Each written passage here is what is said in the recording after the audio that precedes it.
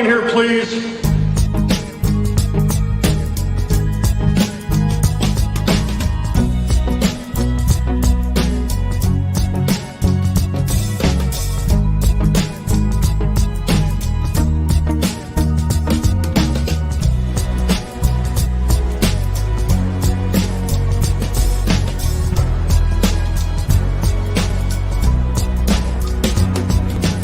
Damn good coffee and hot.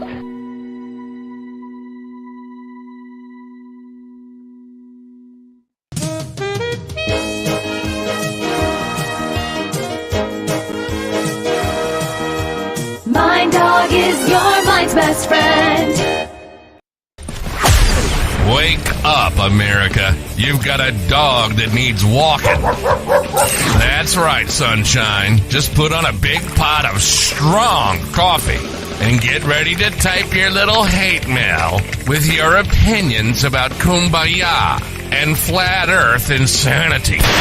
Stand-up comedy? You want stand-up comedy? Well, we've got sit-down comedy. It's time for Coffee with the Dog. You make me laugh. There'll be no laughing today.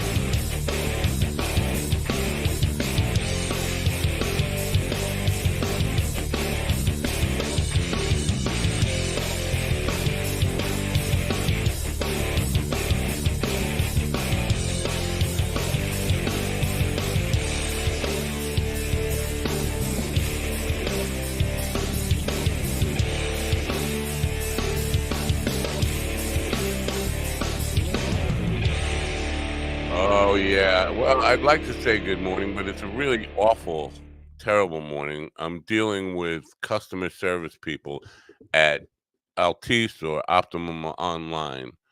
What o'clock they've been working in 7 they can't get, I'm sorry, that's racist. Yes, it is. It's more accentish than it's racist. Why can you not hire? Well, I know why you cannot hire, because you're cheaping out. You're sending all your customer service work to the South Pacific or some friggin' island or some friggin' country outside of the U.S. because you want to pay them nickels and dimes rather than paying minimum wage here. But I have a serious situation there that needs to be rectified. Yes, it's of my own friggin' doing. Anyway, so it's not a good morning. It is Tuesday, April 16th, 2024. It's a beautiful day out, but I think I'm going to be spending all day out cursing. Oh, that's inappropriate. I can't hear what the fuck you're saying, blah, blah, blah, blah. Guy's name is blah, blah, blah, blah, by the way. I'm in a bad mood already. I just want to punch shit. Did you ever get where you just want to punch shit? Anyway, so there's not much going on here today. We have a author coming on who is going to talk about institutional racism, unlike the racism that I am here displaying against these people who, again, it's not racism. I don't hate these people. I don't even dislike them because of their skin color or their heritage. I dislike them because I can't fucking hear them on the phone. Yeah, what the fuck are you asking me? I'm trying to fix my account. Somebody hacked me. Here's what happened. I was very stupid and half asleep when I got an email that looked like it was from Optimum Online saying my storage is full. I need to clear cache. It looked like it. And usually I would check who it's really from, go to the from line, but I didn't do that. I clicked clear cache because I have been having problems with storage in my email. Well, it took me to a blank PHP page, which means a malicious script. And I immediately went back and checked who it's from. Oh, no, it's not from them. Get on the phone. It's been a nightmare from one customer service person to the next who can't speak. And here I am. Can't speak clear enough for me to hear the actual words that are coming out of their mouth. Oh, I can go check the modem, which is like 400 feet away. No, I can't. It's not the friggin' modem. I just want to change the password on my email account so that it's secure and whoever just stole it from me can't get in. And I'm ready to just drive there and just choke everyone out. The entire company, 27,000 employees. Of course, nobody's there. The phone call is going over to the Philippines or wherever these. I'm in a good mood. How about you? It's a beautiful day out. Yesterday was perfect. It was heaven. Today is hell. It's hell. I'm in hell. You're laughing at me. You're not laughing with me. You're laughing at me. And I feel like that's a bad thing. Now, I was telling the guy, I need you to shut the fuck up because I have a radio show to start in 1 minute. Can you just handle this and send me a ticket on it? No, can't do that. You're still wanting to talk to me. Like 3 seconds. So I'm pushing wrong buttons. Yes, I'm frazzled. You got me? I'm frazzled. I need more coffee. I don't know about you, but I need more coffee. Go ahead, laugh. Go ahead, laugh. If it happened to you, you wouldn't be laughing.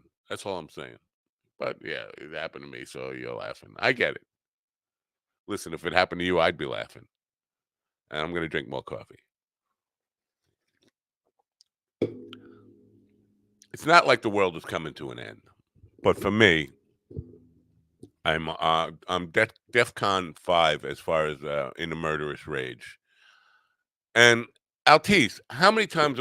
I mean, you call, and then they say, "Are you calling about the account associated with?" Yes. Oh, how can I help you today? It's a friggin' robot. How can I help you today? I got email security problems. You're calling about email, is that correct? Okay. Let me put you in touch with someone. First, can you verify your 4-digit code, your 4-digit security code? No, I can't because I can't log in. I'm sorry, we need your 4-digit security code. Can you verify that by logging in? No, I can't log in. We need your 4-digit. I need to talk to a human. I'm sorry, I'll try to help you another way. After screaming, I need to talk to a human about 15 times. Let me get some. Let me get somebody to help you. And then they finally put me through to a human. I'd rather talk to a robot at that point because the human speaks very broken English, to be kind. I'm not dealing with Apple support, Ian. I'm dealing with Optimum support. Optimum Online. Altice, who bought Cablevision, who is now Optimum Online. But I'm not happy. Again, it's not the end of the world. I will get this resolved after the show today. But I'm going to be I'm going to be doing an interview or having a conversation. I put it that way because I don't like to say it's an interview. We'll be having a conversation about institutional racism, and all I'm going to be thinking is how I want to go choke these people who can't speak my version of Brooklyn American at me. So. Yeah, I'll be thinking about that the whole time. Should be talking about institutional racism, and I'll be thinking I want to kill these fucking brown people. I'm sorry. I apologize. May God strike me down right now. Please end it all. Asteroid hit me. I am a terrible person. All right. I haven't gotten it off my chest yet. I feel like I still have to yell for a few more hours. You know what? Maybe let's hear some headline news. Just 60 seconds of news so we know what the hell we're going to talk about here today or bullshit about today because none of us really know what the fuck we're talking about here. So let's just do 60 seconds of this. Let's get a listen with Alan Edwards. This is News in 60 with Alan Edwards. The Israeli Defense Force has eased Homefront Command guidelines after closing schools and limiting gatherings ahead of Iran's missile strike Saturday. It was decided to restore educational activities across Israel. Senate Majority Leader Chuck Schumer said that during a Sunday call between President Joe Biden and congressional leaders, there was consensus that Congress needs to act quickly to send aid to both Israel and Ukraine. Ukraine.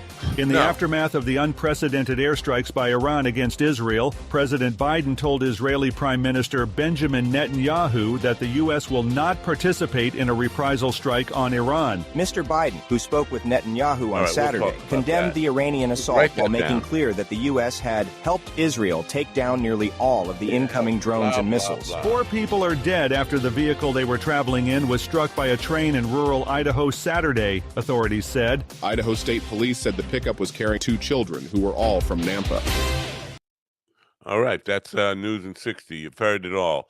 Let's bring the gentleman in so I can bitch and moan about that and my email faux pas and everything else. Hold on, let me change my background because I've been so frazzled that I didn't even change the background. Here we go. Now we'll bring in GD, who wants to point at a cup for some reason, and Ron Kane and Steven, who is back in the hospital again. Back in the hospital again. Just can't wait to get in the hospital again. The life I love is getting operated on. I can't wait to get in the hospital again. Let's point at the cups. Good morning, America. MindDogTV.com. Keep track of the sex cults in your area. Download the sex cult tracking app, only available at MindDogTV.com. Enjoy the suffering. It's very easy for me to keep track of the sex cult in my area because I am it. I run it. Ron Kane's cup was a little bit invisible there for a moment, and we don't know if Steven has audio. Steven, say something. Nope. Steven is the Willie of our hospital room or something. Yeah. And Hey, he's in my spot. He's in my spot besides that. You're talking about the call centers. My job was outsourced. Like my final day was in January, and I worked for a multi-billion-dollar corporation, right. And they had outsourced, their IT department, payroll, everything's been outsourced, and like my job, it got outsourced to Mexico. But anytime you would call the help desk, it was terrible. You could never understand what anyone was saying. And on top of the accent, you had to deal with a terrible fucking phone connection too. You would talk to somebody and be like, "Hello." So they saved like what, $1.37 by outsourcing your job? Yeah, probably. Yeah, it was like 2 people at each facility. So it would have been. So what do we do? Do we just nuke the whole United States of America? Let's just nuke the planet. No, because in a few years, AI will take those jobs from the people. How do I know it wasn't AI that was? It was artificial unintelligence that I was talking to this morning. That's very possible. Absolutely. You know what? First of all, Steven, you're not allowed to talk because you're in the wrong spot. You can't talk. That's right. What are you doing? Taking my spot. Oh, I'm so sorry. Listen, I apologize. Okay. Maybe I should just get used to being on the right there. Like the app wants to put me on the right. Fight it. Fight the power. Fight the power. And hey, for the record, guys, I'm not sick. Everything's cool. I just have to get one final MRI done, and they have to put me to sleep for it. So. During the show, and then I get to go home. So during the show, no. As fun as that would, no, we couldn't do the colonoscopy. We can't do the MRI. Damn, your life is just like one endless visit to doctors, nurses, and hospital rooms after another. It's just it's never ending.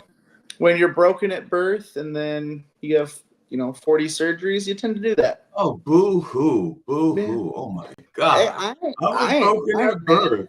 I get baths, I get drugs, and I get good parking. I'm living the life, man. I swear to God. He's enjoying the suffering. Let him enjoy the suffering. Enjoy the suffering, man. Hey, we know Jesus didn't complain, so that's all we have to say. True.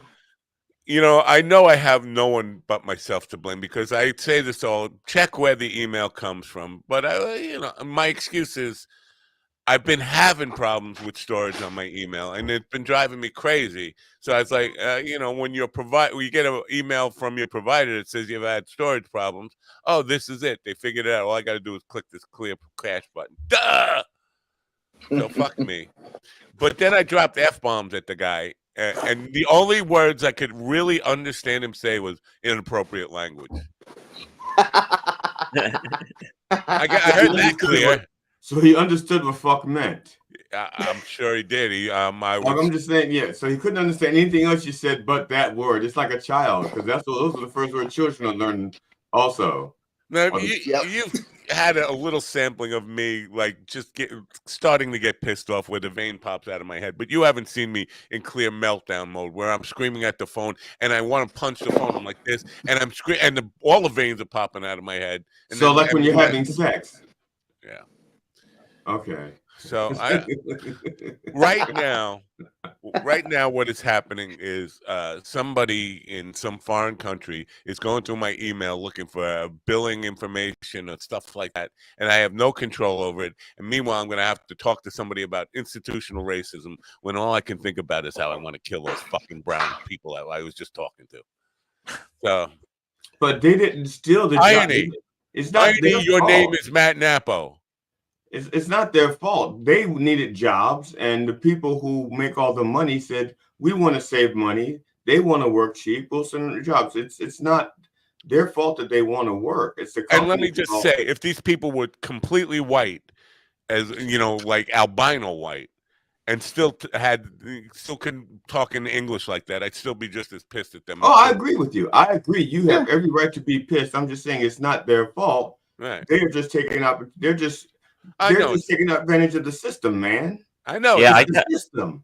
I definitely agree with GD in that camp because, like I said, my job was outsourced to Mexico, and I'm not mad at those people. It's just the whore corporation that I work for. Anything to save money. No, but I am mad at these people because I asked them several times, slow the fuck down because I can't hear with your accent, and they still like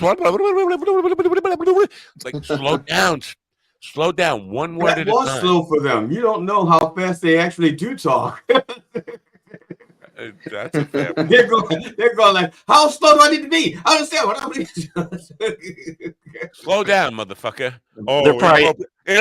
he could say inappropriate language pretty clearly. Inappropriate language. Yeah.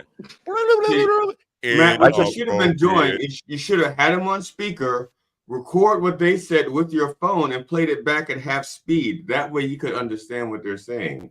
I bet you when they put him on mute, they're probably like, "Can you believe it? Another fucking bald white guy telling us that we can't talk." And then they unmute it, and they're like, "From New York, no less, with a Brooklyn accent. He's making fun of us." I take no offense at this bald man comment, but how would they know that I was the bald dude, white bald? You sound like it.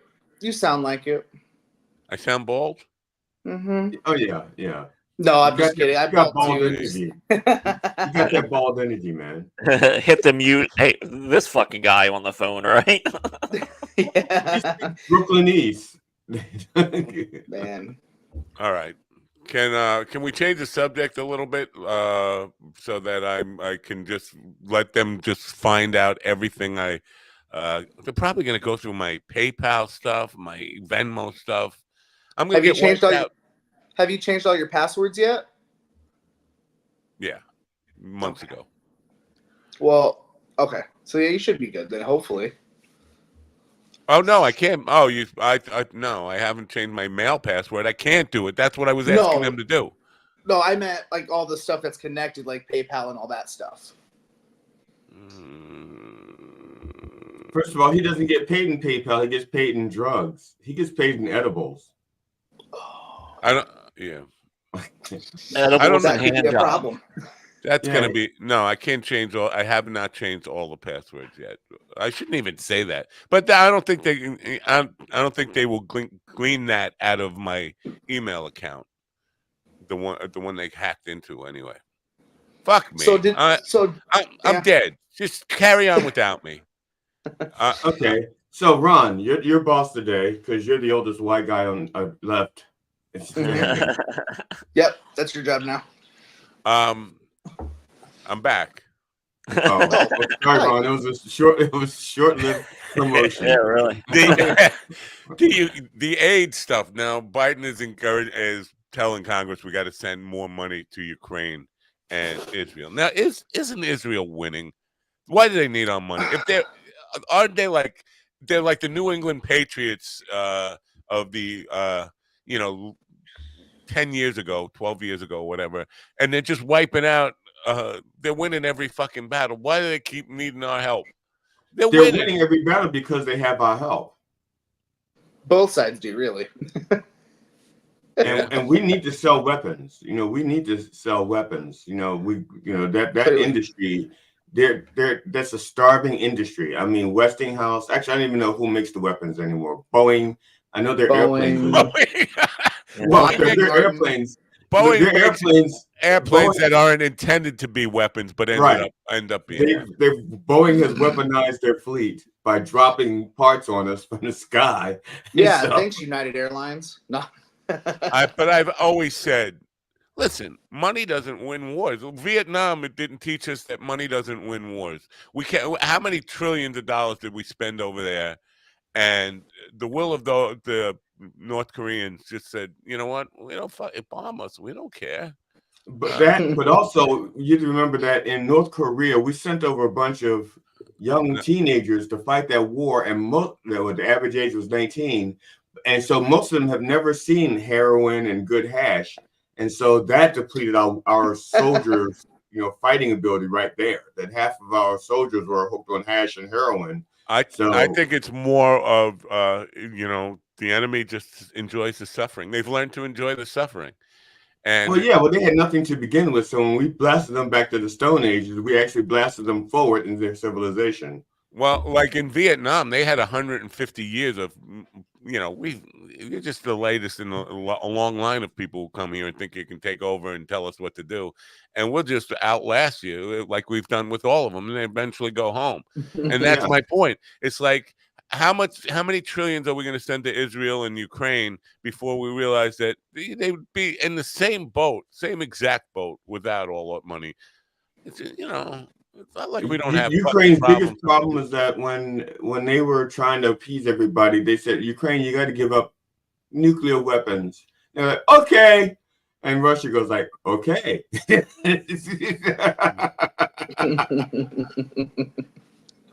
Yeah, I mean, Ukraine those wars aren't going to end. I mean, those senators and those terrible southern states that have nothing else going on except for defense contractors, and you got to build missiles, and that's jobs, and we're building them, but we're not sending them. So that doesn't matter. We don't need to send them. We just need to build them and get them bought and paid for. That's it. Well, that's how we get them bought and paid for. We buy them and send them to Ukraine. Otherwise, there's only so much room they have. They have to replenish their stock. They have expiration dates on them. They got to use those bombs up before they go bad. Right. Yeah. All right. Well, I just we're just printing this money because we don't have this money. This is like we're taking bottles and cans back to the machine at the supermarket to send to Ukraine, right? Coinstar. We're taking our coins back to Coinstar.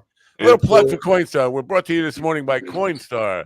Oh, no, I thought it was Pornstar. I've been putting my coins in the wrong hole. Right.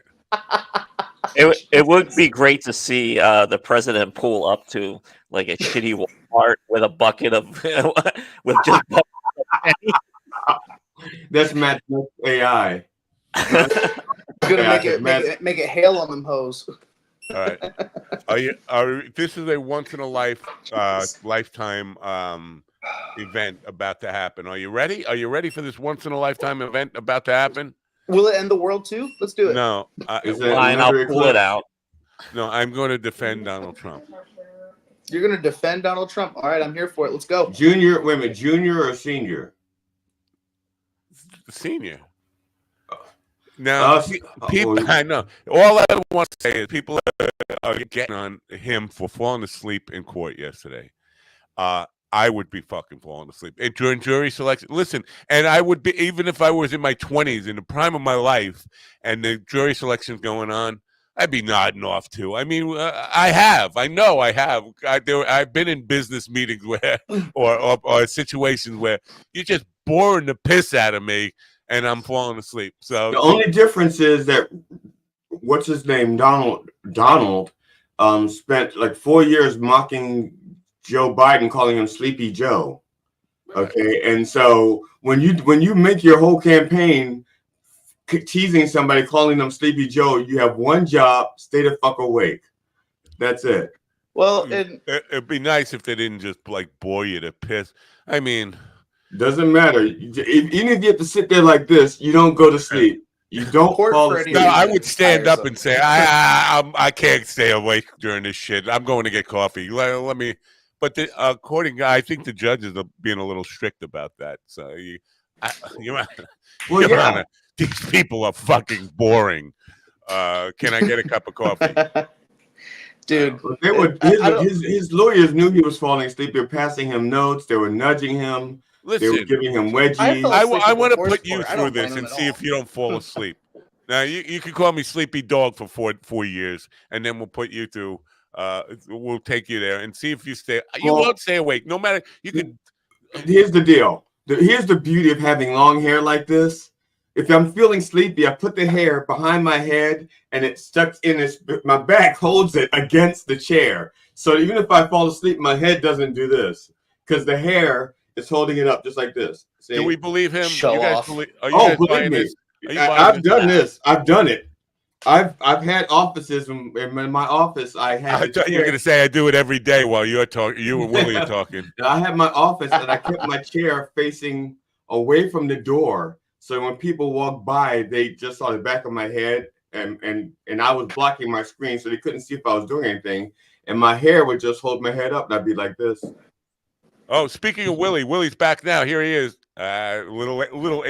Late April Fool's joke. Sorry there. Willie's not back. I don't know.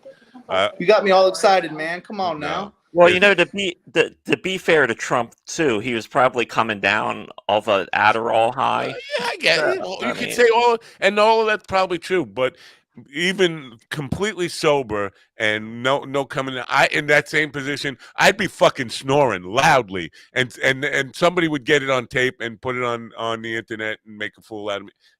I'm saying the only difference is though happened. is you didn't call Joe Biden Sleepy Joe for like 8 years though. Oh yes, I did.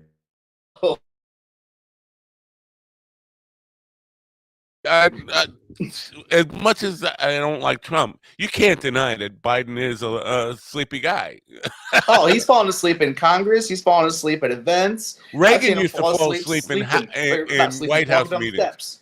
Well, I mean, they're old elderly men, and what I'm surprised no one's talking about is like how rough Trump looks at that trial. I mean, he looks rough.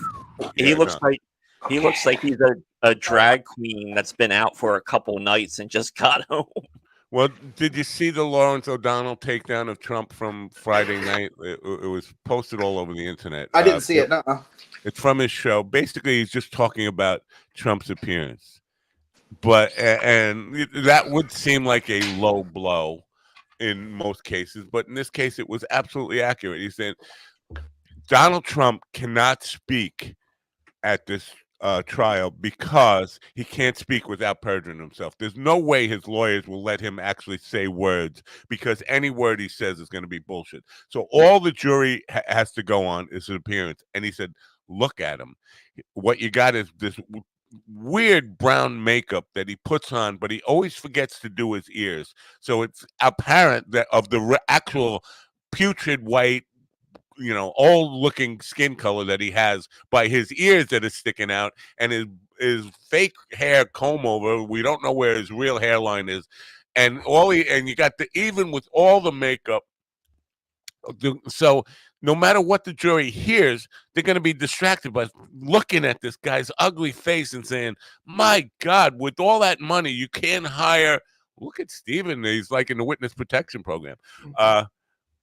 You can't hire a decent makeup artist. You insist on doing it yourself, but always forget to do the ears. You always do that bad comb over. And that's all the jury's going to be thinking about is this guy's lying to himself when he looks in the mirror every day. He's putting on this mud to make himself, he thinks he looks good in that, but nobody has the balls to say, hey, boss, go back. do it again, do more. Well, nobody has the balls to say it twice because after the first time they say it, they're fired. Yeah. Yeah.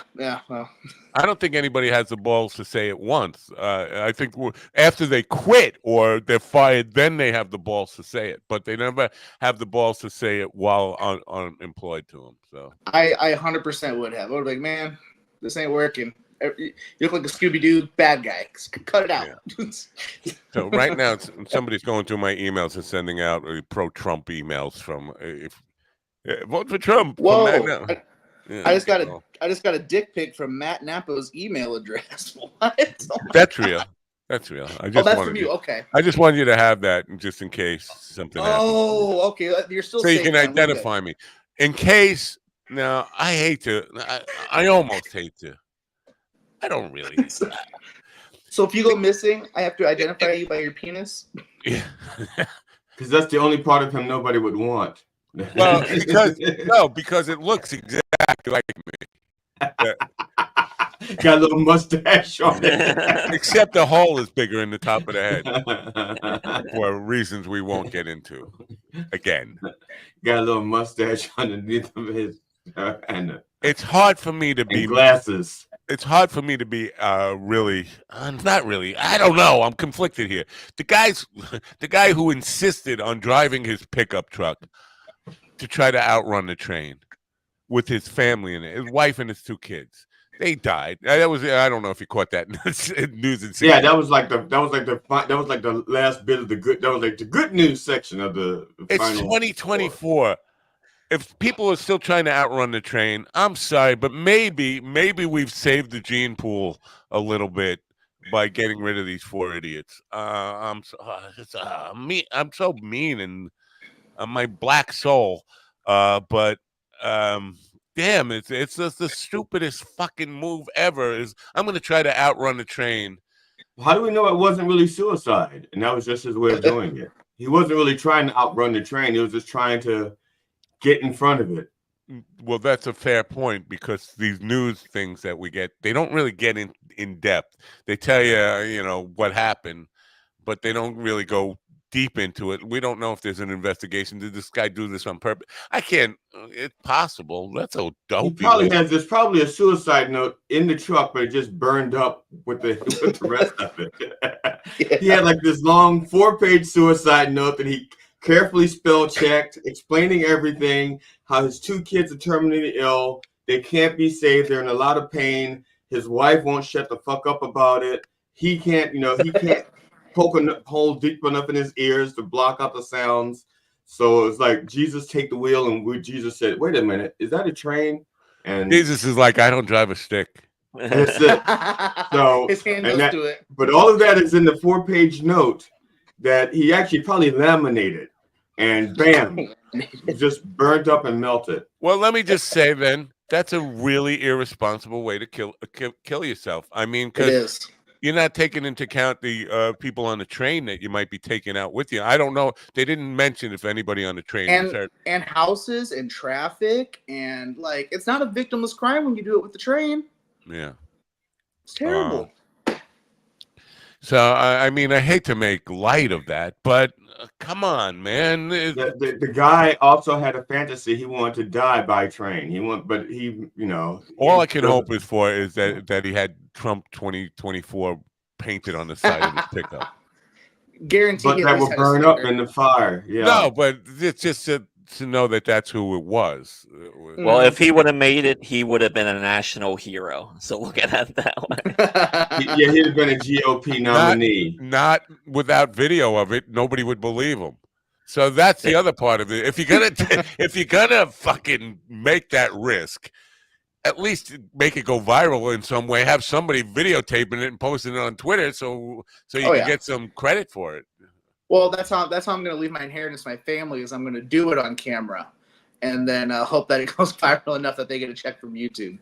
Well, make sure that you don't have the camera in your hand when you do it, because it'll just blow up with Nope, third-party shots, man. Different angles, some Scorsese zoom, stuff like that. Yeah. You have a gib, a gib, and a what they call one of those cams. The one that stabilizes. I can't remember what it's called. What are you doing over there? It's a camera. It's a camera that you have that when you bounce up and down, the camera doesn't. I can't remember what it's called. I thought he was making butter. You talking about a Steadicam? Yeah, but is that what it's called? I don't know. This isn't what I think of Steadicam. I need a Steadicam to keep the action going, but not but for the train, I don't know. That is disgusting, Matt. You should don't do that on air. Listen, and besides that, the people on the radio can't see you. That's a reel. We should just all do it at the same time and put that as a short. Speaking of reels and suicide, I did a reel on Robin Williams. You were here when I actually did the in-video thing to output the Robin Williams thing. But I posted that, and man, people are still angry at Robin Williams for killing himself. You know what? And the bitterness and the comments are just so mean. I was initially because. And I'll let you comment on this, but I just want to say, well, initially I was like, you know what? He brought a lot of joy into his life, but he hurt so many people. Maybe we shouldn't know that he killed himself. Maybe that's the part. The family should just say he died, whatever. But I think he broke a lot of people's hearts when he did that, and I was angry. But now I've let it go. I mean, I'm not going to go on the internet and still fucking drag the guy. Here's my issue. Okay. With Robin Williams killing himself. Was it super sad and all that? Yes, of course. But I think, if anything, this should have been the biggest advertisement for men's mental health and mental health awareness. Because, dude, I've been close to doing it. I know a bunch of people who've tried and failed. I mean, it's when you get to a point when you can start considering, you can talk yourself into saying it's a good idea. My kids, will they be good without me? Actually, they'll be better. I'm going to lose my brain. I can't entertain anymore. Does the world need me? Nah, probably not. They don't need to see me like that. And it's a big thing. And yeah, the fact that people are just nasty about it is horrible. Angry at him. I mean, the vitriol. I can understand being angry when it happens. If you've known, 100%, yeah. I've been angry at friends who've committed suicide and all that stuff. But at some point, you got to let it go and reconcile with it. But the anger that people have just because it's a very complimentary piece and it's all about Robin Williams' comedy and the movies and his talent and all that, they felt it necessary to drag him, and it's disturbing to see. It's how sad. long ago was that now? It's got to be at least 7-8 years ago, right? 7-8 years, something like that. Yeah. That's what I was just thinking. Let it go. We can't let it go. Well, I didn't care one way or the other. His death or life didn't affect me, not one bit. And if it makes you feel better, he'll probably be on tour in 2 years as a hologram. So yeah, and he is probably still stealing jokes right now as we speak.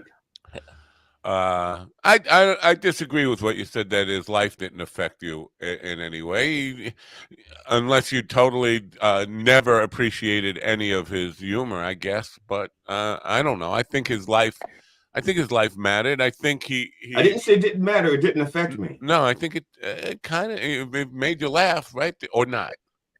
It was like watching myself as a teenager. Wow. That's a matter of fact. It was annoying because in high school. No, I would definitely want to kill you if you were like that as a teenager. That's what I said. My friends, once my friends found Robin Williams on television with Mork and Mindy and stuff like that, they'd come to school and they'd say things like, "Oh my God, you're just like him." I said, first of all, you knew me first. They didn't know who the fuck Mork and Mindy was because it wasn't on the air, but they knew me and my manic behavior. And then all of a sudden, it's like, I'm like him. It's like, no, I'm not like him. I'm me. You're just seeing somebody who's got the same affect. Well, I definitely admire his heart and where he came from. But his brain was sick. Huh? His heart was fine. His brain was sick. I admire his heart in putting together things like comic relief and his genuinely caring about people. I know he was born rich. He was born with a silver spoon, a little bit like that. So it's hard for me to be even compassionate to people who never, ever experienced the downside of financial struggles in life. But I think he did have a good heart, a compassionate heart, and you know what? He didn't change my life in any way. He didn't really affect my life other than I enjoyed. I loved his golf stuff.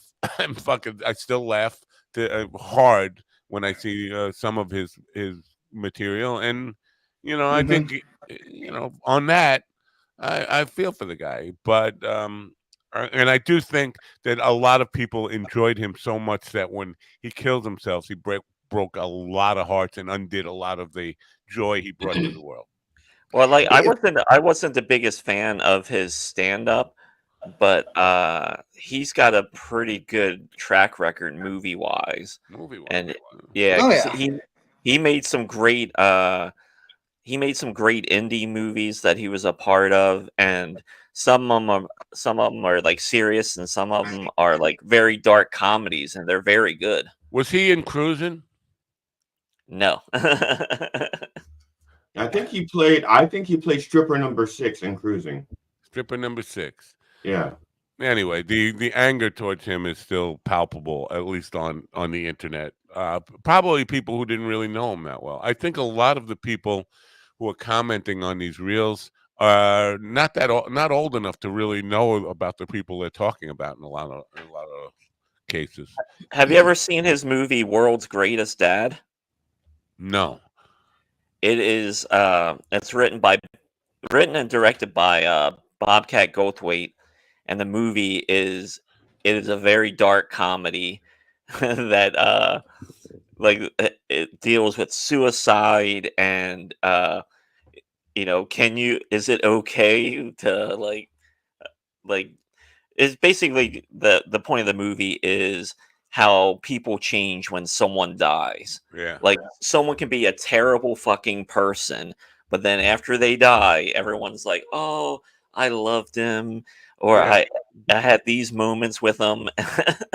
Yeah, that's waiting for the the problem tribute to Toby Keith. There's going to be a tribute to Toby Keith, and that's a perfect example of that. He was he's a dick. Now I was down in Florida when Toby Keith died, and every bar you went into, somebody was playing Toby Keith, and I had to tell, I was like, this isn't bringing him back. Cancer won. Let the old man out. Yeah. Yeah. It looks like Steve was doing comedy at a place, and now he's like, that's it. He dropped the mic. Show's over. Show's over. That's it. I guess he's getting his MRI now, or he's getting his colonoscopy. But he fell out the chair again. Bobcat Goldthwait was actually Robin Williams' closest friend, and he talks about when Robin Williams got his Oscar for Good Will Hunting. Bobcat was in the crowd when he came off the stage after his acceptance speech. The first thing Bobcat asked him was, "So how would you do it?" Meaning suicide. That's all they ever talked about was suicide. And so he knew it was eventual.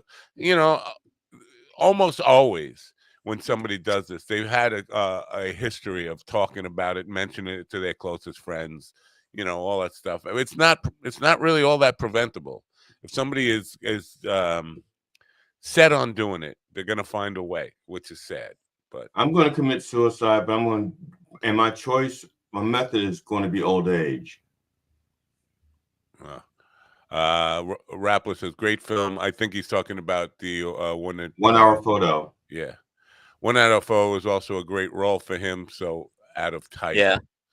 The Woody Allen thing, something about deconstructing Harry or something like that. That was good too. He was Mel. He was out of focus. Come back when you're more focused.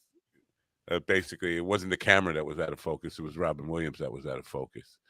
But that was a good. He a lot of little weird little things that weren't major studio productions. He was in a lot of those. Anyway, enough about Robin Williams. It's just my point was the ugliness that persists in human nature. On the comments, almost I'd say like 90% of comments on YouTube stuff negative. Now that's my experience. Now somebody can find somebody who just get totally glowing positive comments from their fan base. Not me. Everybody who visits my channel is there for the hate. They're bringing the hate. We're just here for the hate. You're a hate magnet. I am and I guess if you were Willie, you would say I bring that upon myself with all my negative energy, right? Or you were Willie and Zinn.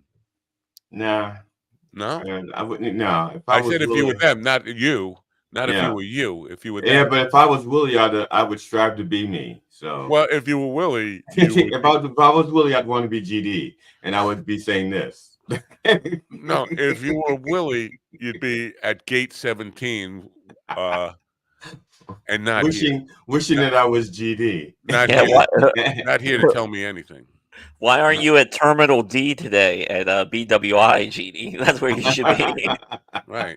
I don't know. Will we ever see Willie again? You know, it's been over a month now. It's been over a month. I think the last time we saw him was March 13th. He was in Gov Studios, I think, or 14th, something like that. Well, we saw him after that, right? But he just he popped in for like 3 seconds with the phone thing that wasn't working. Yeah, and then he got mad because you chastised him and called him all kinds of dirty names because he had poor reception or something. Right. Remember, Ron? Remember how he just went on for half an hour just bashing Willie, just calling him everything but a child of God. I don't remember that. I don't remember that. Maybe. We have it on AI. We have it recorded on AI. Okay. Then I totally accept it, no matter what the voice sounds like. Yeah, you do have this Southern Indian accent. I am AI. I kind of want to wait till Steven comes back to play the good. Because good news, this guy, Brian, what's his name? Brian Harper, is that his friggin' name? Who does the good news today. First of all, he's got the lamest voice for good news today. Here's your good news. I'm going to play it now. Steven's back. Here, let's listen to good news today because I think it backs up a point that I was making, I don't know, a month ago. First of all, it's not good news. I've listened to it already. It's not good news. It's like, shit, I lost something news. But it also, I'll just play it. But you can, it's only 45 seconds or something. The owner of a Kansas bakery is asking customers to eat their cookies carefully after she lost the $4,000 diamond from her ring in the dough. Dawn Sis Monroe, owner of Sis Sweets Cookies and Cafe in Leavenworth, said the diamond fell off the ring that has been on her finger for 36 years at some point while she was at the shop. We kind of went back to the kitchen and looked around, Monroe stated. Monroe said she fears the gem ended up in the cookie dough. If you happen to find it, I would forever be in debt if you would return it, she wrote on the business Facebook page. Brian Walker reporting. Brian, you got to pick up the energy there, son. It's good news Tuesday. That was the cookie dough thing, and she lost her diamond ring. Now, I'm thinking that she's cheating. She took her ring off to cheat on her husband, and she's cheating with the Pillsbury Doughboy. Well, no, the cookie stuff was just to cover up the smell of her bean flicking. I think Matt is making it I imagine her taking off her ring slowly off the finger. As she slowly cuts it. Yeah, you're tuning into He Penthouse takes the ring Letters off the finger and rubs it on the cookie. Morning Penthouse Letters with the dog. But the cookie dough between the fingers. I want one of you guys. I want one of the three of you has to be able to explain to me how this is a good news story. This is Good News Tuesday. A woman lost a $4,000 ring in. It's an odd. Was that the whole story? Did we hear to the end? Yes. Did it say it was returned or no? Well, I guess if it had been returned in the story, he really he misstated it in the beginning. I didn't hear that it was returned. I don't think. So No, they never. Let's listen. You want to listen again? No, please, God, no. This actually kind of reminds me of last summer when I was making some potato salad without raisins. I was. You lost your condom Yeah, no, I lost the cock ring inside of it, and I was like, how were you stirring the potato salad? Use your imagination. I'm Italian. Use your imagination. I thought that was German potato salad. Or the Italian German salad is made in the oven. Yeah. And you lose your entire cock, not just the ring. Exactly. I don't know. I feel like I don't know. Brian, let's just listen to just a little bit of his voice again here. And the music. You had already made up your mind. The owner of a Kansas bakery is asking customers to eat their cookies carefully after she lost. Eat your cookies carefully. That's all he's saying. He sounds like he's reading a teenage novel with somebody. The owner of a Kansas cookie shop. Yeah. It's just heavy edits, like the owner of a Kansas. Eat your cookies carefully. Well, maybe the good news. How about this? How about you fucking make my cookies carefully so you don't lose a ring in it and I don't end up choking on a diamond ring? How about that? Tell me to eat. I'm wondering when she realized the ring was gone. Like, were the cookies still baking, or did she already sell them already? Because you could easily the smell of cookies in the house. And if she's selling cookies that fast that they're all sold out already, they're already all gone. I mean, if they weren't all gone, I would just crumble up the last of the cookies and use them in something else until you found the ring. We looked in the kitchen. How thick are the cookies?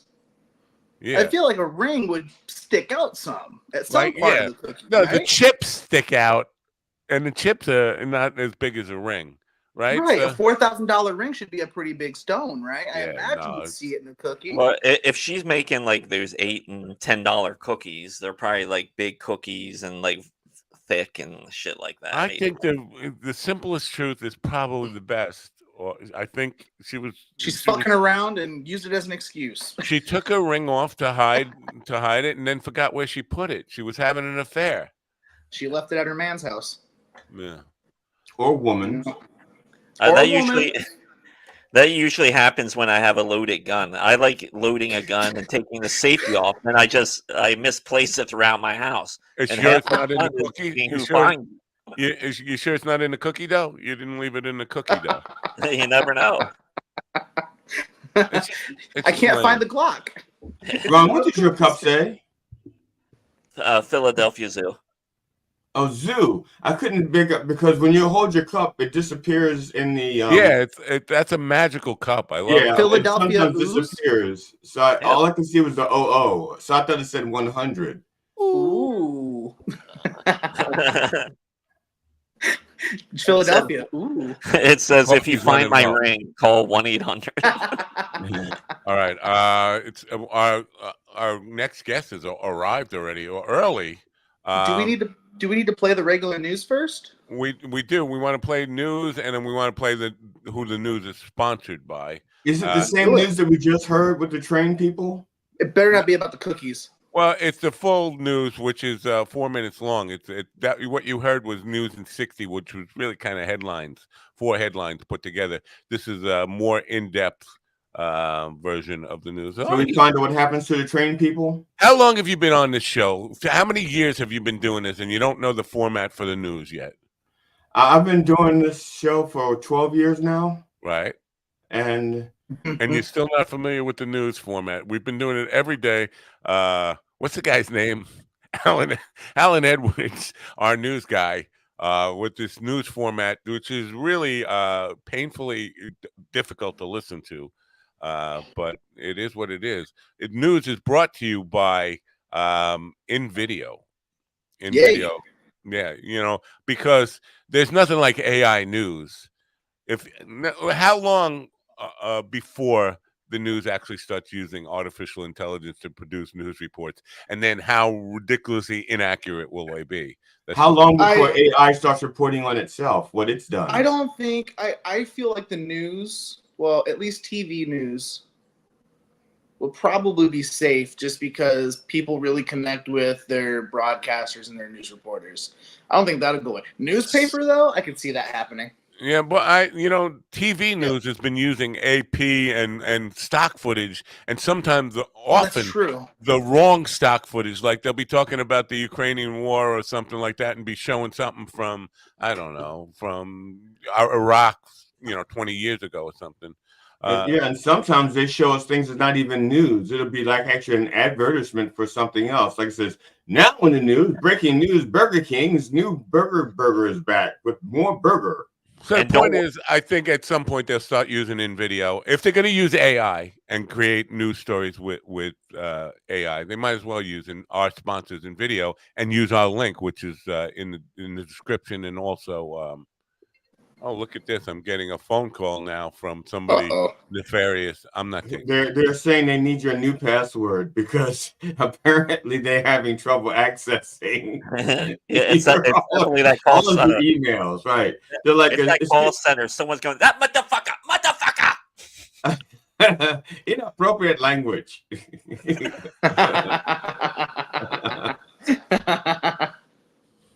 Yeah. So in video, folks, in video is where you want to go to create fake news. Here you go, fake news. Hey there, fellow content creators. Are you tired of seeing your YouTube channel growth at a snail's pace? Well, I've got some good news for you. InVideo is here to supercharge your channel growth.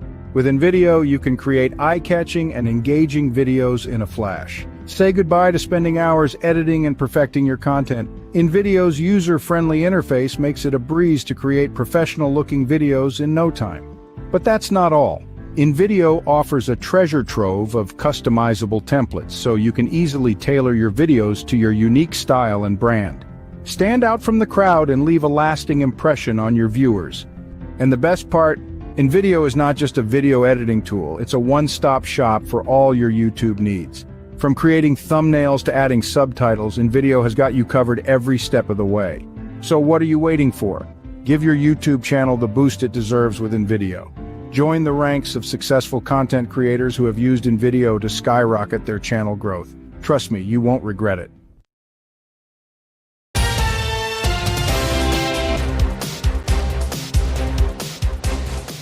Four people are dead after the vehicle they were traveling in was struck by a train in rural Idaho Saturday, authorities said. Idaho State Police said the pickup was carrying a 38-year-old man, 36-year-old woman, and 2 children, who were all from Nampa. The vehicle was traveling on a private road that intersected a railroad crossing, but the driver failed to yield and the pickup was struck by a train, state police said. Lawrence Keller reporting. In the aftermath of the unprecedented airstrikes by Iran against Israel, President Biden told Israeli Prime Minister Benjamin Netanyahu that the U.S. will not participate in a reprisal strike on Iran. Mr. Biden, who spoke with Netanyahu on Saturday, condemned the Iranian assault while making clear that the U.S. had helped Israel take down nearly all of the incoming drones and missiles, according to a White House statement. Mr. Biden said he reaffirmed to Netanyahu the U.S.'s ironclad commitment to Israel's security. Jim Kender reporting. Senate Majority Leader Chuck Schumer said that during a Sunday call between President Joe Biden and congressional leaders, there was consensus that Congress needs to act quickly to send aid to both Israel and Ukraine. Schumer said at a news conference in New York that hopefully something can be accomplished this coming week to aid both countries. Earlier Sunday,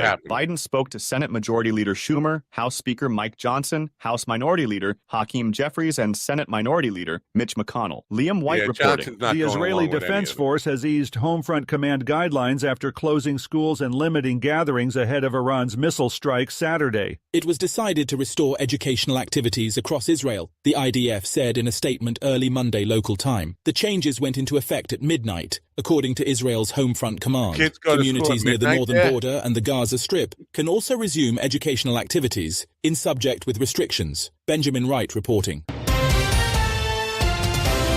This is the latest news headlines. He's not done yet. That's just like... He needs to take a breath. Florida Governor Ron DeSantis has signed 2 controversial bills that he says will buffer law enforcement from anti-police activists. SB 184 sets a 25-foot no-go zone around police and first responders who are engaged in the lawful performance of a legal duty. People in violation of the rule will receive a verbal warning. Failure to comply will result in a second-degree misdemeanor. Michael Wallace reporting. Authorities are searching for a missing crew member who went overboard Friday from a Holland America cruise ship. Deputies with the Broward County Sheriff's Office Port Everglades District responded around 11:18 a.m. Saturday to a report of a missing crew member on the Rotterdam cruise ship. The ship was sailing eastward along the Florida Keys at the tail end of a 6-night Caribbean cruise when the incident happened. Kevin Sanders reporting. 4 people were arrested and charged with murder and kidnapping over the weekend in connection with the disappearances of 2 Oklahoma women, 27-year-old Veronica Butler and 39-year-old Jillian Kelly of Hugoton, Kansas, went to pick up Butler's children for a birthday party in Kansas, but never showed up. On Saturday, Oklahoma authorities said they arrested and charged 4 people. They were charged with 2 counts of first-degree murder, 2 counts of kidnapping, and 1 count of conspiracy to commit murder in the first degree. 1 child was killed, and 10 other people, including 3 other children, were injured in a shooting in Chicago's back-of-the-yards neighborhood Saturday evening, police said. The shooting happened around 9:20 p.m. near West 52nd Street No, and South it's Damon Avenue, Chicago police said. The victims were at a family gathering when the shooting happened. Officers responded to a ShotSpotter alert of 18 rounds fired and found multiple people shot on the block, police said. Jessica Oakley reporting. And that's the latest news headlines with Alan That's the only Edwards. way you can tell a story ends with them. Like somebody says, so-and-so's reporting. Other than that, one story goes into the next, and you have like no. I feel like Alan should take a breath between the 4 people in the conspiracy to murder, and then the 1 child was killed in the, I think he was trying to make he was up against a hard 4-minute deadline, and he was just trying to get it all in with it. But it confused the issue there big time. That's 4 people in a conspiracy to kill 2 women. No children were killed in that. If you're confused by that, that was the kid got killed in a separate story. Yeah, that's it. Their transitions are horrible, terrible. It was like they had the stories and AI created the stories and doesn't know what a pause is or something. I don't know. Are you suggesting that we fire Alan Edwards, or we just his editor? Fire his editor, because Alan. I don't think Alan is doing the editing himself. I think he sent his editing out to maybe some third world country. Right. Maybe the same people that are handling your email issues.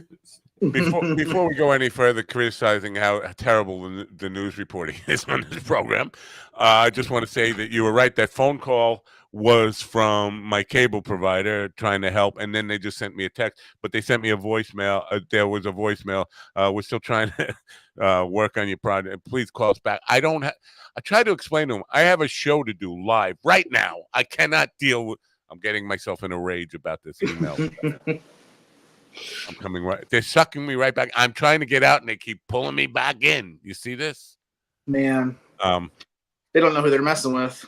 Yeah, no, I don't know who. Well, they do. I don't know he's powerless to do anything because he needs that email working. He can't do anything. He can just rant at us, but as soon as he gets on the phone, he's gonna be like kissing butt. He's gonna be like, "Yeah, fix my email." All right, but no, let's give me a Valium and let me calm down a minute here.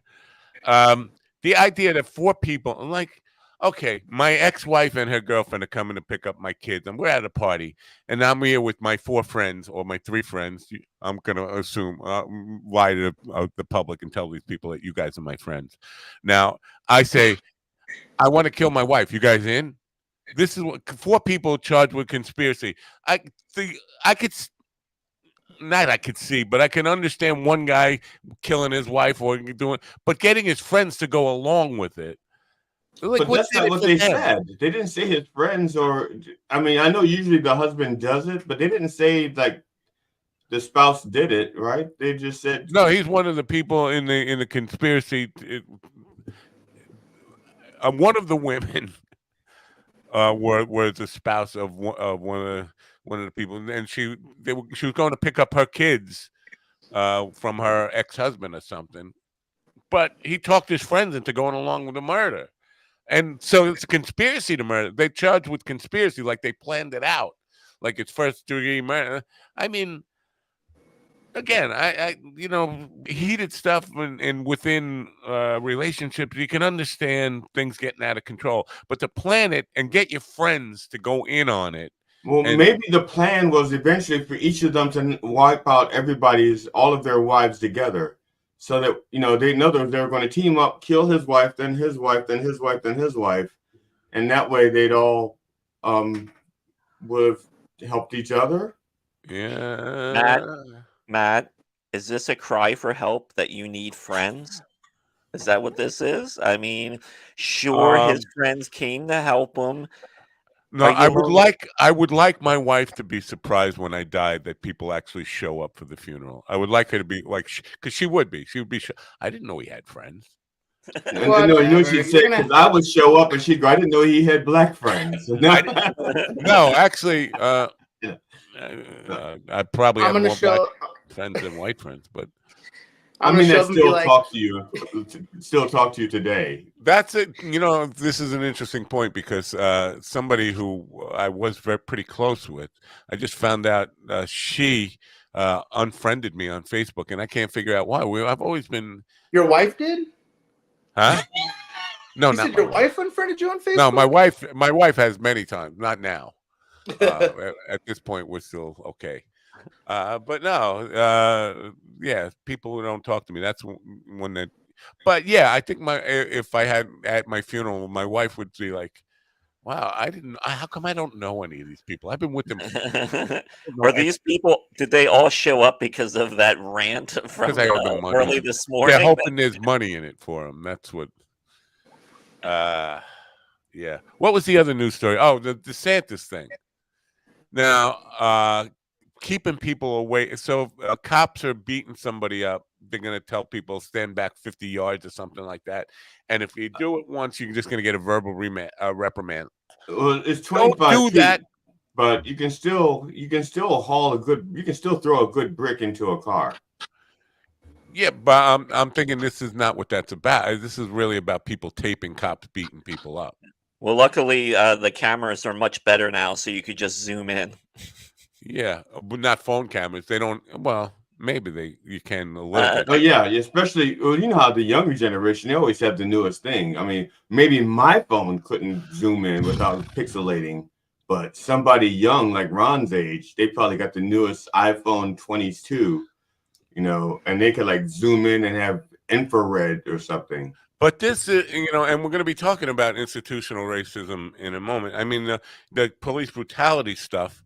I feel like this is an effort to, all this stuff about the Second Amendment. The First Amendment is kind of important as well, and I think we have a First Amendment right to show or to document anything like that's going on in public. If the cops are beating a dude up, you have a right to tape it, but the cops act like you don't. Like, Oh man, cops with recording is rough, man. It's bad.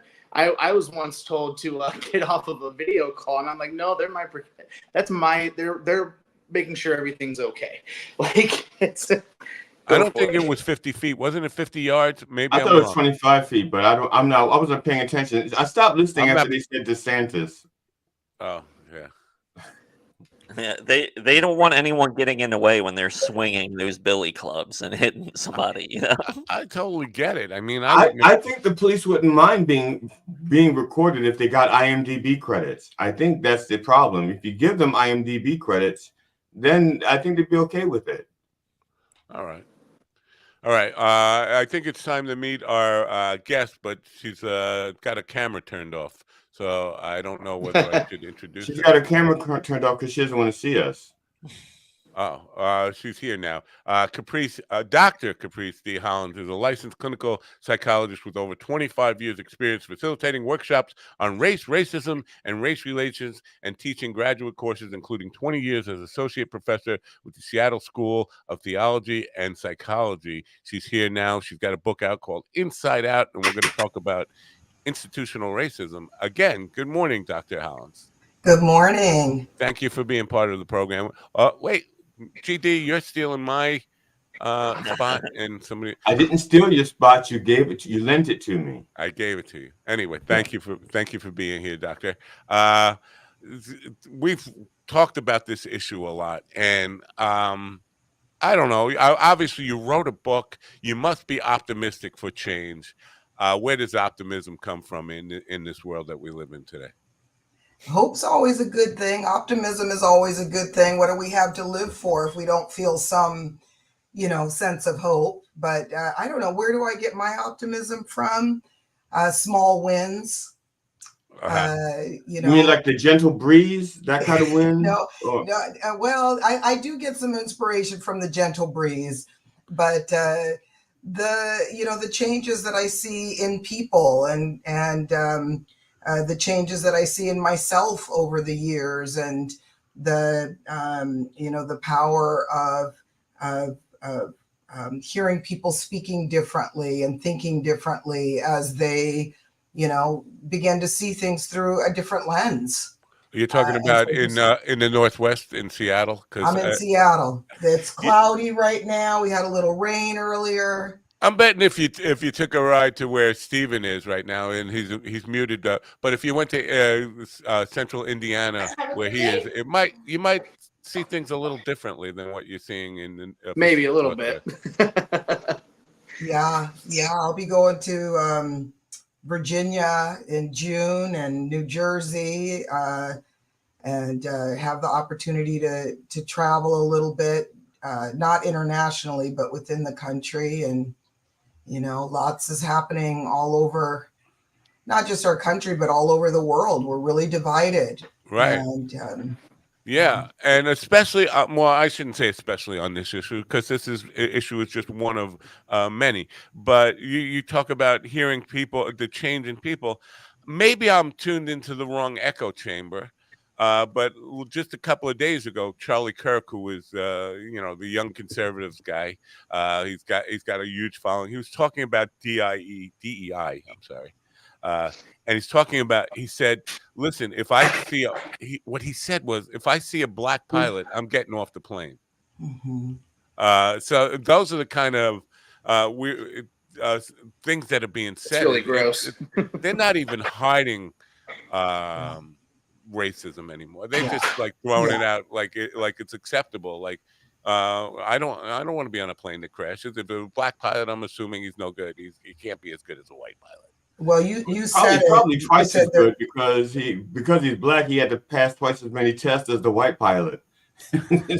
He had to learn to plane. The white pilot just had to learn to land a plane at an airport.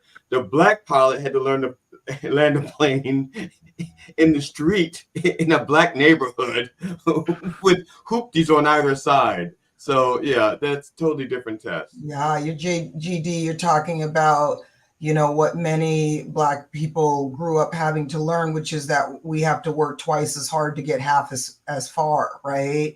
And so the guy's probably actually safer with the black pilot than he is with the white pilot. We have to work harder to prove ourselves because of that kind of attitude. And Mind Dog, you said it. You said they don't even have to hide it anymore. It's not new, right? It's like now people are, they're saying the quiet part out loud. They're yeah, they can say it out loud. So how do you start to facilitate change? And because we talked last week, we were talking about racism. We had a white lady who said she came to confront her own racism after a black man kissed her. She enjoyed it, but while she was reflecting on it, she said it would have been better if he was white. She said that to herself, and that was where she started on this idea of confronting racism. But she thinks that just by talking about it and being honest about it, that we can facilitate change. And there are a lot of people like Morgan Freeman who says we should stop talking about it because we should just call each other man, woman, or whatever in between. Camera, TV, but not say black or white or bring up race in any way. So, talking about it, not talking about it, we're conflicted just on that. We can't even agree on whether talking about it is a path forward. Yeah, well, look at what not talking about it, does for us, right? It's always there. I'll tell you one thing, Mind Dog, that the way where things are at in our country right now has made my job easier in some ways, because I don't have to prove anymore that racism exists. Because people are so much more open with it. Before it's like, racism was so subtle that to try to get white people to believe what GD was saying earlier about how hard that, for example, Black people have to work, like that was so much harder to prove, right? And so talking about it, there's a quote I love: the process is the first part of the product. And I think that we can't change what we're not willing to talk about. We talk about sexism, we talk about ableism, we talk about classism, we talk about all of these things, but when it comes to racism, oftentimes, particularly white people are like, it's not an issue. And so now that it's being surfaced, now we can see what we need to talk about. And in my work, I don't work on changing people in the far right, the person who says, I'm not getting on a plane. Like, I don't want to work that hard. I don't have that kind of time. I work more with people who, their bias is, helping them to look at their bias and their stereotypes and their privileges, that I can plant some seeds with, get them curious, get them thinking a little bit differently.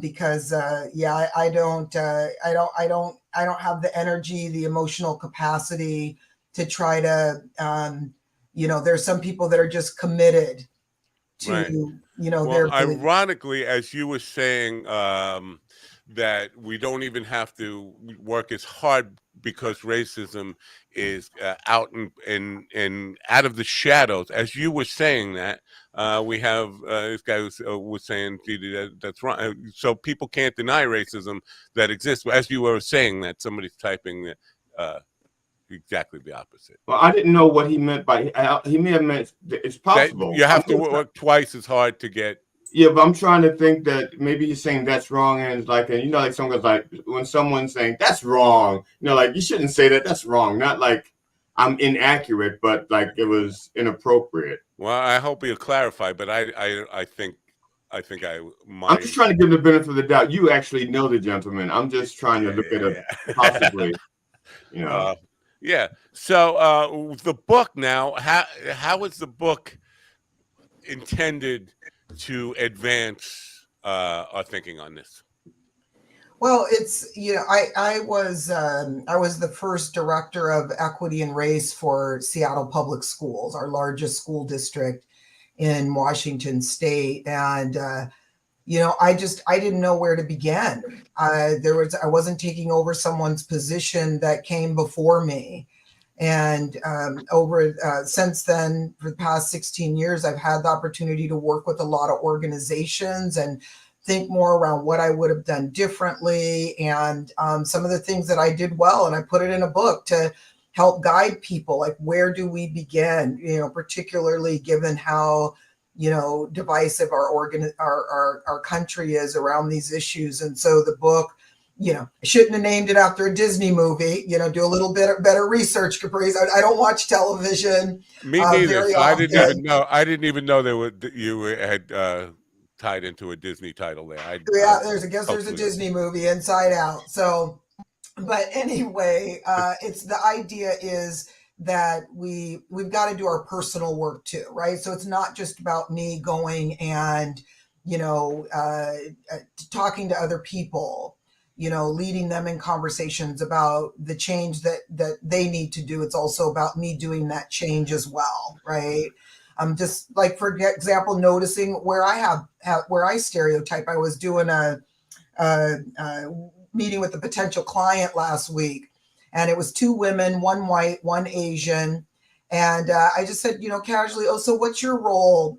It's a construction company. What's your role, within, and named the organization? And she said, oh, I'm one of the partners, the Asian woman. I was like, oh, what? Like, you could see the shock on my face. Like, I did not see that coming. because in my mind, that's not what Asian people do. That's not what women do. And you might be in construction, but you're certainly not a partner, right? Really? And just helping people to, notice those things so that I'm mindful of how I treat people and the automatic assumptions that I make. You could be the pilot, the doctor, what have you. Yeah, I think a big part of the problem. I'm sorry, GD. I'll just let me make this comment, and then you can ask that question or whatever, or comment that you're going to make. Okay, sure, but I think we tend to, because it's human nature, to when we recognize stuff within ourselves like that reaction. I'm surprised you're a partner. Wait a minute, that doesn't.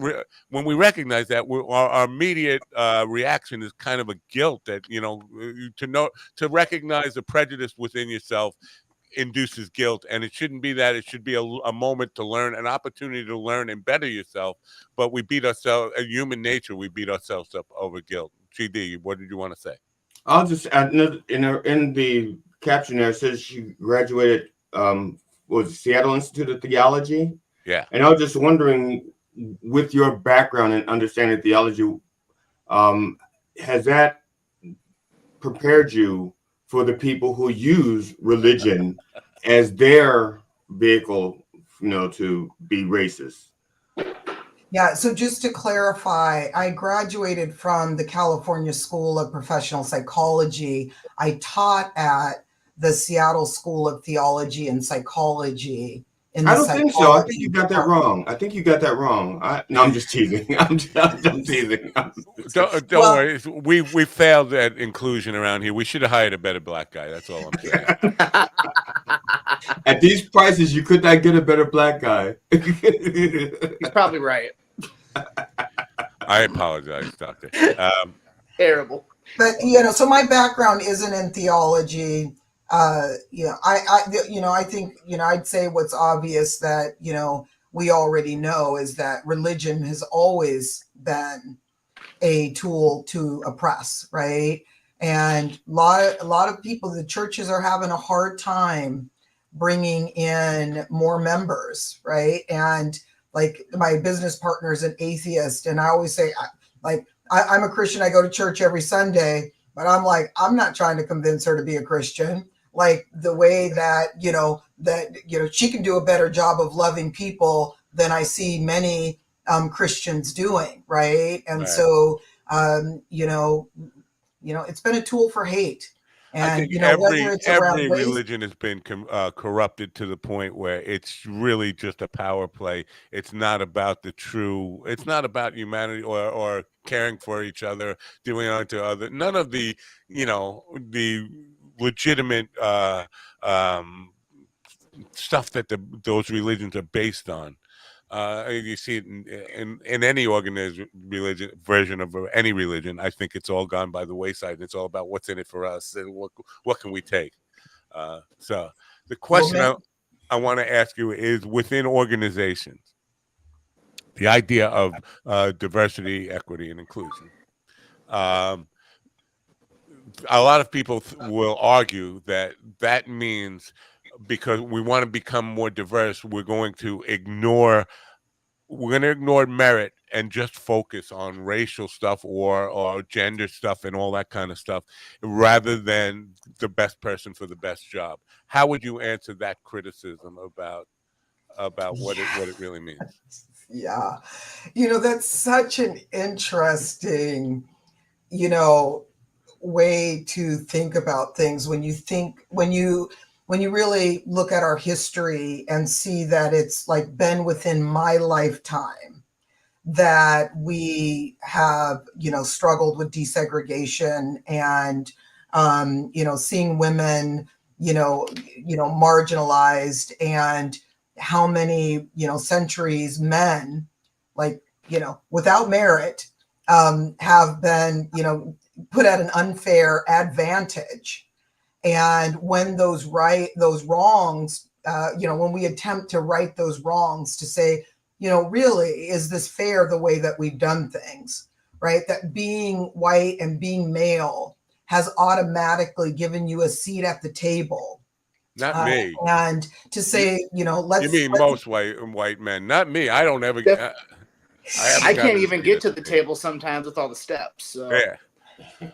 Well, Well, I think so. We can talk about your individual experiences and watch my TEDx talk, by the way, or we can talk about the the collective experience of white men. That's right? an absolute valid point. And I'd like to just, I'm so sorry to interrupt you there, but it's really important for people to acknowledge that our individual experiences are not reflective of the collective experiences.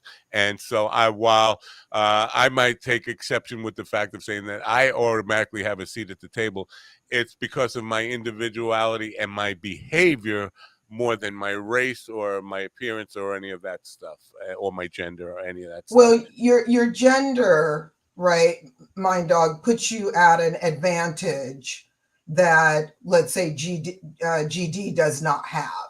We have the same gender. We have the same gender. Your race plus your gender means something differently in this country. This goes back to the plane example, right? That it does mean something in this country. You ask most white people, would they rather be black?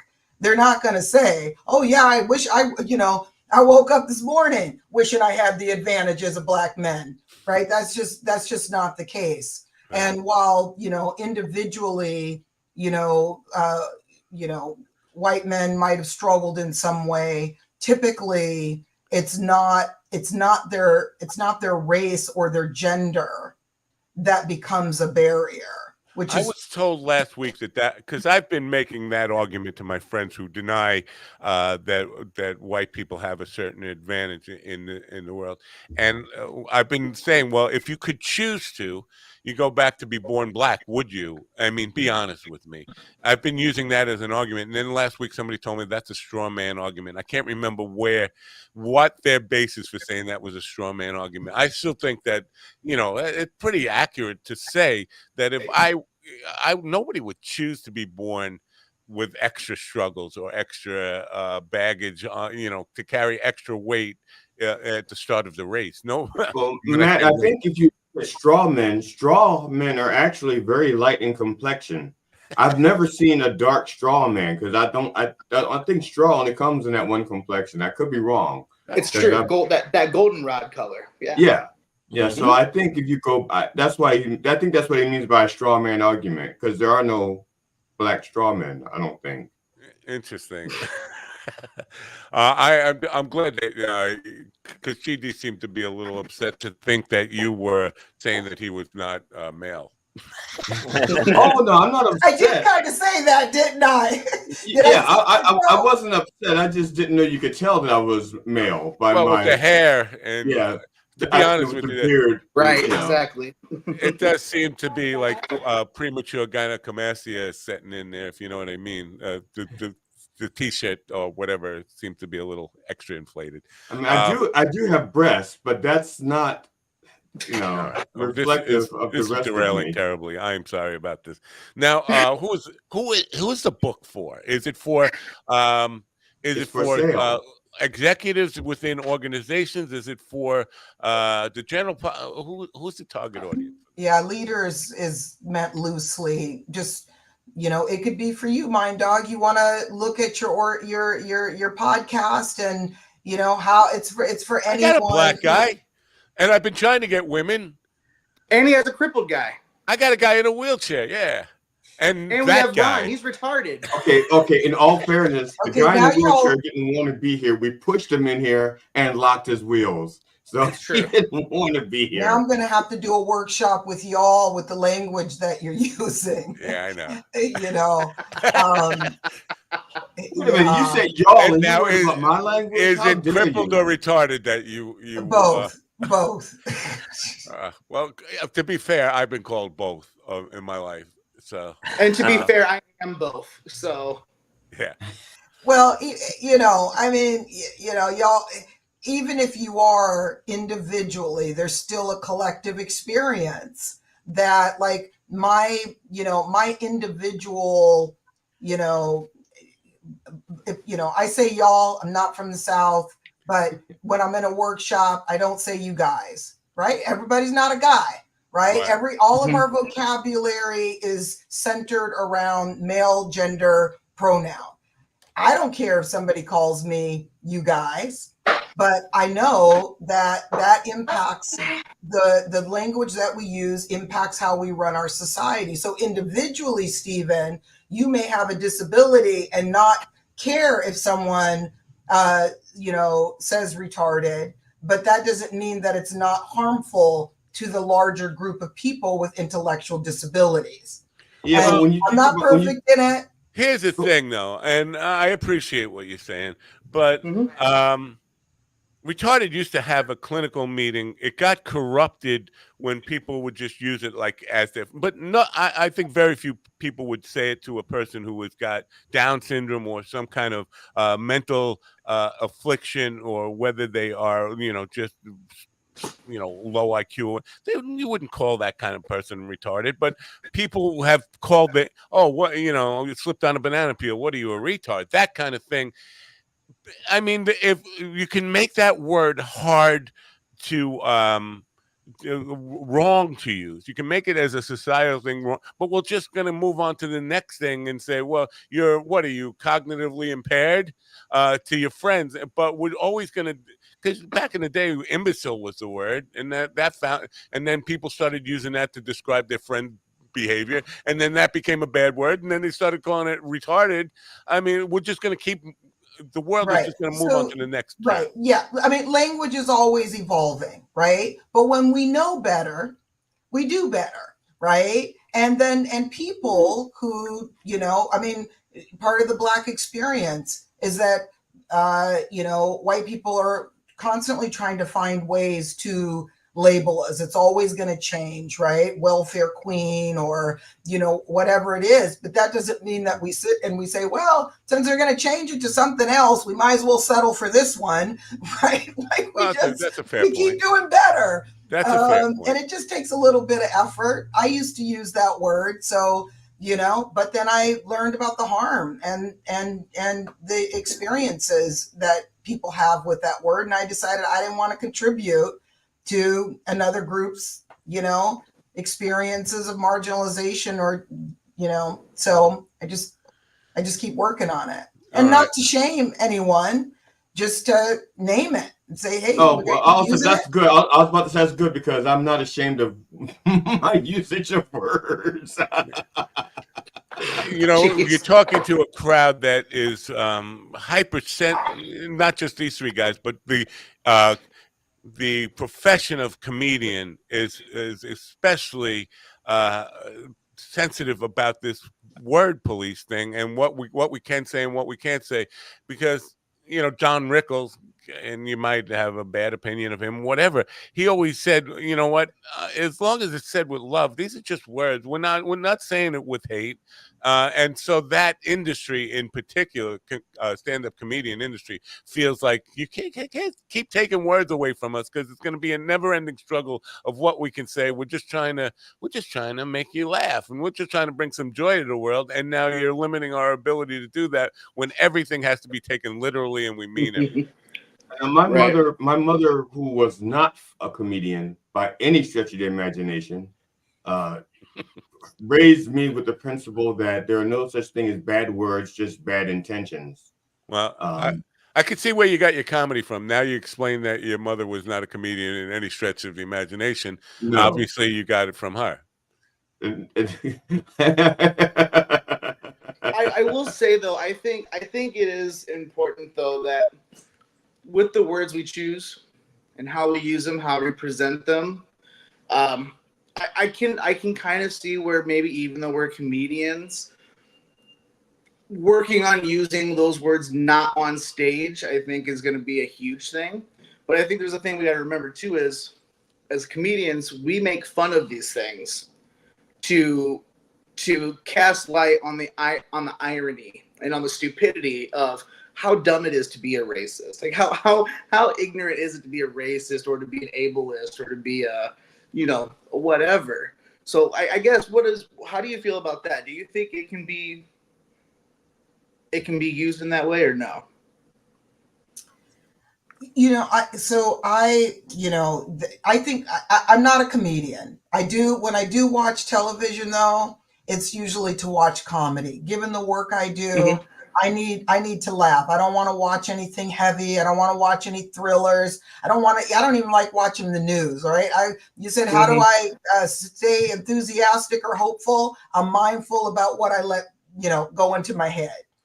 I will say that the comedians that make me laugh are very artful. I think comedy is an art, and sometimes the way it's used feels like a kind of a cheap shortcut. Like, can you make me laugh without, it's not even like putting other people down, but does it have to be so direct and so harsh? Can you take me there?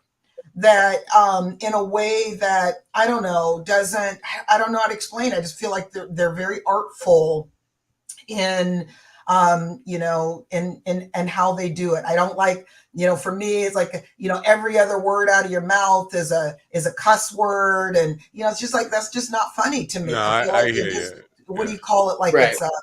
it's filler. And I'm waiting for you to take me to that place that I can connect with in a way that I didn't expect it. Eddie Murphy's old, some of his old stuff that he used to do that you can relate to. He didn't have to talk about people in that kind of harsh, direct way. It just, for me personally. Right. So, but you brought on someone that does DEI work. You use the R word. I got to say something, guys. This is, it's what I do. Yeah. That makes sense. I see where you're coming from, especially when you're talking about comedians just cursing, because it's just filler. You're just doing filler. But I definitely would disagree that I think comedy can connect, but at the same time, like, really good comedy should make you uncomfortable, even if it is to laugh, because comedy overall is speaking truth to power. And also, when did comedians actually become like, like this grand savior of everything? We're just talking about what's happening in our lives and how we see it, how life is transforming in front of us. And for the people that do comedy, we could be coming from, messed up backgrounds, whatever you have in your life. And it's just a way of like getting it out there. And I can see how some people don't agree, but I also think that's comedy sometimes should not make you feel good. And that's what makes it great, that you can at human failure. Because but if I'm not feeling good, I don't want to not feel good because I'm hearing you, talk about, I don't know how to explain. You all are in an area that this isn't mine. This is your area, right? Yeah. This is not my, I will say that doing it in a way that helps us to, I don't know how to talk about it with y'all, but you don't have to say the R word to make me laugh, but you can still talk about people with disabilities and make me laugh. Right. But it's how you do it, right? That's fair enough. But this idea of talking is a good thing, which I kind of brought up before. Was like, because we have people who say it's better not to talk, but if we're going to talk about it, and if we're going to make any advances, people have to be completely honest about where they are in terms of their own relationship to understanding our place in the world, and our cultural differences, our hereditary differences, all these things that are obviously real things, and we have to come to a place where we can understand them honestly before we can really deal with them, right? So part of that communication is, if you are so inclined to say some kind of word, listen, I'd rather, it's the old argument about would you rather, you want the racists to talk freely so you know where they are and who they are. That kind of, which why you wouldn't shut down a Klan rally, or you just like to take the hoods off them sometimes. But You wouldn't want to tell them they can't say what's on their mind, because you want to know the truth, what they're really about. Yes or no? I should let them have the hoods. Just coat the inside with something that would give them a really terrible rash. So once they took the hood off, we would see the blotches and know who the racists are. Icy hot. Yeah. Fair point. So now, besides the book, is there a follow? Are there, like, the book, in the terms of the book, is just a narrative, or are there like workshop type exercises? What the format of the book? Yeah, I mean there's strategies in there. This idea of getting uncomfortable as IG Ron, you were talking about, like, same is true in this work. You got to get uncomfortable, things that we're not used to talking about, and so how do you do that? And things around steps they can take in their organization, not doing the work alone, and finding other people that they can work collaboratively with to begin to make progress in their organization. So the very first part of the book is about doing your personal work, so you're not leading from a place of self-righteousness, right? And then how do you lead other people into that? And would I rather know than not know where you stand? Absolutely, right? And then you've got people who are overtly racist, right? And like, I want to know just so I can avoid you, right? And also, because keep working on change in policy.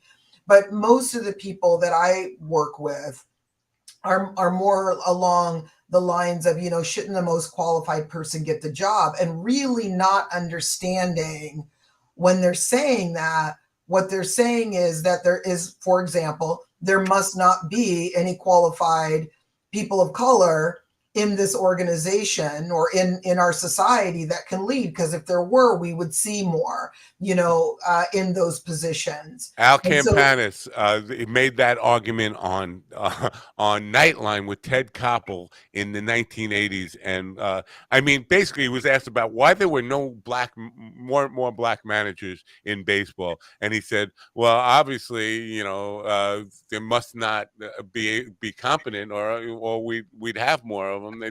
They don't rise to the level."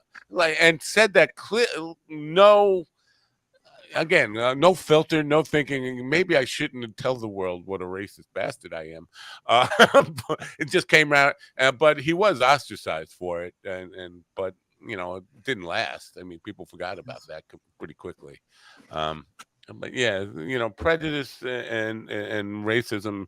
I think, to some degree, I feel like your example of the people who are just too far. You're never gonna change those people's minds, unfortunately. I think you have to kind of find people who have some degree of sensibility about it, that you can make small changes over like very long periods of time. Like, it takes hundreds of years, and the impatience of it. I think that's what Dr. King, that was his main obstacle, was telling people they had to be patient. People didn't want to be patient anymore. Yeah, it's hard to be patient when people are dying all around us, and when you're getting the short end of the stick, it's really hard to be patient. When if you're somebody who's privileged, it's really easy to be patient. I do have I have something I want to bring up. Are you familiar with the book called Everybody Lies? I have never read it. No. There is this book. It's called Everybody Lies, and it's about big data, and what this guy, he got a hold of, like, all of like Google's search data and like all this meta information, and he looked at different topics. And one of the topics that was looked at was when Barack Obama was running for president. And so he said, the narrative that you always heard is that the racism is all coming from the South. And, like, all these posts negative about Obama are definitely coming from the South. But then when you really dug into the data, it's like, oh yeah, of course there was, of course you had your, classic racism down South. But then when you really looked at the data, most of the negative stuff was coming from the Northeast about Barack Obama. What would you think? What do you think about something like that? Yeah, this goes back to, Mind Dog, what you said earlier, which is that the like having bias, those kind of the way we think about people because of an identity that they hold causes us to feel like we're bad people. And so we're maybe somebody from the South or someone on the far right, they're just going to name their stuff, right? Like, yep, I don't want a black pilot. But, the harder person to engage is the person who is like, yep, no, I'm not I don't think that way, right? I'm this good person. Like those are the harder people. I'm not surprised by that at all. That, that's the much more kind of subtle. That's the, tying your identity up into like, I don't notice differences. I don't, I'm colorblind, and, using your family members or friends as proof that you don't have any work to do. Right. This is why I use the example of the Asian woman who's the construction partner. I stereotype Black people. I stereotype Christians. I stereotype women. Right. And so, I have these automatic assumptions. How can I avoid it? I've been socialized to think different ways about people because, of the group that they belong to. Do you think some of it? Do you think some of it is just can be human nature as well? There is some research on that. It's interesting because I think more of it is learned, right? So if stereotyping, we need to do that. I see a snake, right? I'm laying in the grass, getting a suntan with my grandson. I see a snake. I jump up and I scream, right? I've associated snakes with being dangerous. Now it's just a gardener snake, but I've gotten enough messages from society to let me know that when I see a snake, be careful. Well, let me. This is a good time to address this question. Can I just add one thing? Yeah, please. The problem is that we're being socialized to do that with people. Okay. Right. Yeah. So but the question is definitely to that. This is why I rudely interrupted you here. It's the idea of prejudice, because prejudice is a evolutionary thing that was built into our makeup as a protectionary type of thing. So prejudice is not always equal to racism. Would you agree with that? Absolutely. So when does it become racist? The way I think about it is the problem isn't that I'm stereotyping. The problem is what I do with that stereotyping. So let's say, our systems that are